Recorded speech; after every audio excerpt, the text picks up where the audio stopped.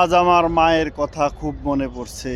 ছোটবেলা যখন বাবার বকুনি খেয়ে অথবা স্কুল ফাঁকি দিয়ে ঘুরে বেড়াতাম, তখন বাড়িতে আসলে মা আমার অধীর হয়ে তাকিয়ে থাকতো সন্তান কখন কাছে আসবে বা কখন খাবার খাবে।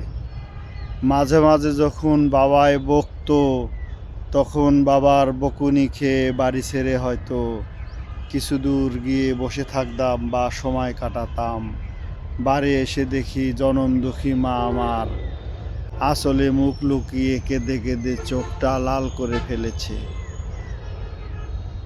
আর কাছে আসলে মা শাসন করা তো দূরে থাক, আরও বুকে টেনে নিয়ে কেঁদে ফেলতো, তুই সারাদিন কিছু খাসনি বাবা, তোর কারণে আমিও কিছু খাইনি। এখন সারাদিন রাত্র না খেয়ে থাকলেও কেউ বলার নেই, কারণ মা অনেক দূরে। যদিও মায়ের কথা আজ খুব মনে পড়ছে।